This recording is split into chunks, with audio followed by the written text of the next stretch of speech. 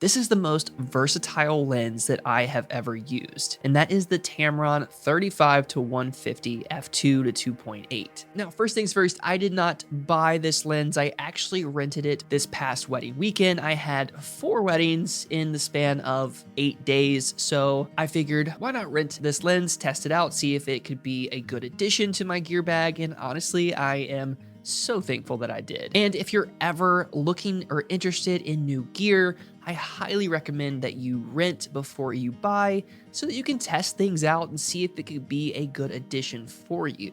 I use LensRentals for all of my rental needs. They have been such a reliable source ever since I started this filmmaking journey, and I just love using their platform. Their communication is always on point, quality products. Especially if you're in a pinch and you need something fast, they are just really great at turning that around for you. So if you're interested in renting gear for this upcoming wedding or just to try something out, you can get 15% off your order if you use code WAYWARD15. So head over to LensRentals.com, use that code, and start testing out some really quality gear. This video is going to be my first impressions of the Tamron 35-150.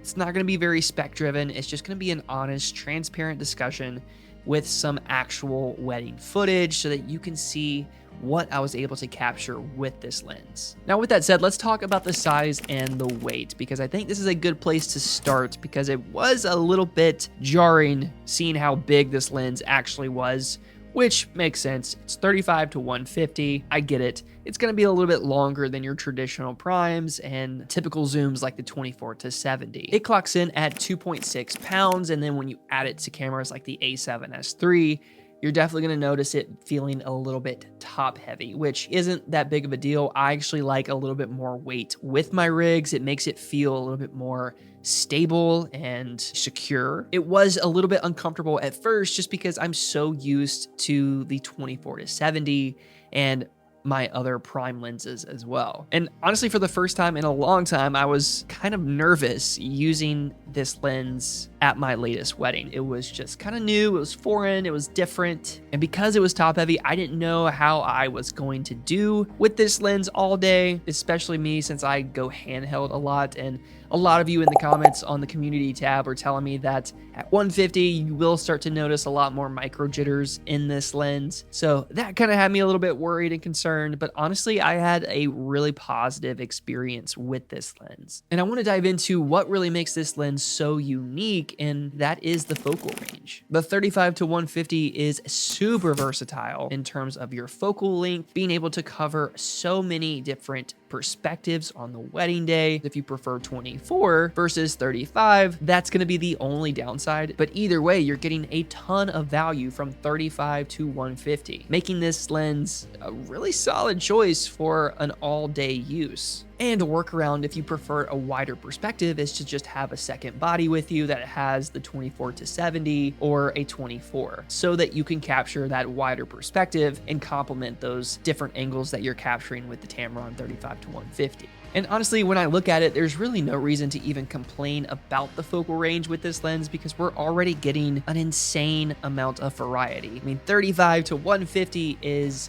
a really vast difference, and you're able to compose and capture a lot of different perspectives on the wedding day with this one lens, giving you a ton of value. Now, a few of you were telling me that zooming into 150, you notice a bit more shake and instability since this lens does not come equipped with image stabilization. And while I did notice it was a bit more sensitive at 150, I think using active stabilization on the Sonys helped compensate for the lack of IS. And using this lens handheld actually went surprisingly well. Now let's talk about the aperture range, which I think is just another prominent feature that makes this lens so worth it, and that is the 2-2.8 aperture. This wasn't much of a difference for me coming from the 24-70, but you'll notice a bigger shift if you're coming from a prime 1.4 or the Sigma 18-35 and f1.8. However, with the depth of 85-150, I mean, you're getting some beautiful compression with this lens. And I think it's definitely a solid ceremony and speeches lens that truly stands up with some of the greats like the 70-200. Slap it on cameras like the A7 IV and FX30 and you can dial in that depth even further.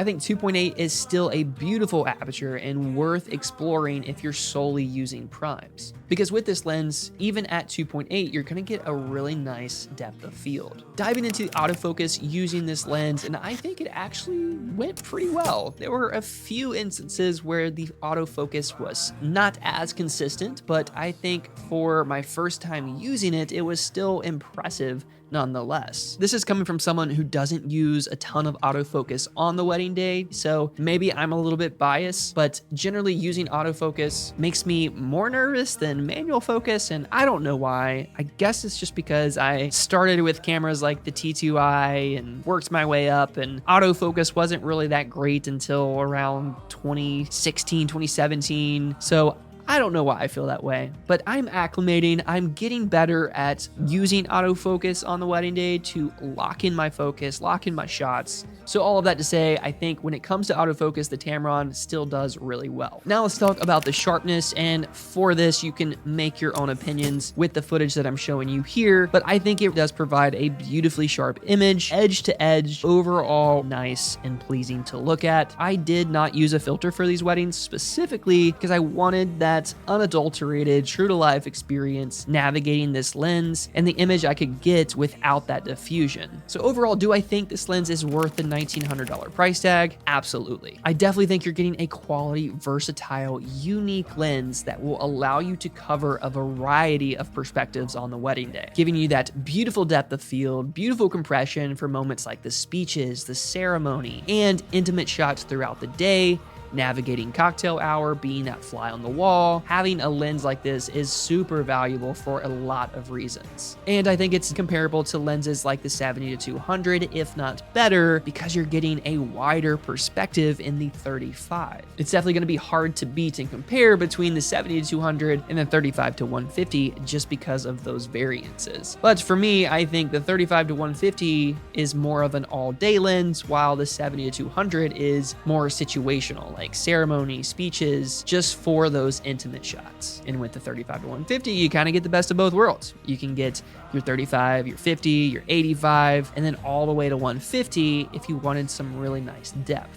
In all honesty, using this lens for this past weekend and all 4 of my weddings makes me want to pull the trigger and buy it. It is that good and something that I am really excited about. I love innovation like this and lenses like this that allow us to create more freely and intentionally. And I'm trying to burp. There it is. Okay. But I'm definitely interested to hear your thoughts. If you've used this lens, what's your first impression? What are your thoughts on it? Are you interested in picking it up? Why and why not? Either way, I'd love to hear from you guys. So drop those in the comments. And until next time, keep creating and telling beautiful stories. Peace.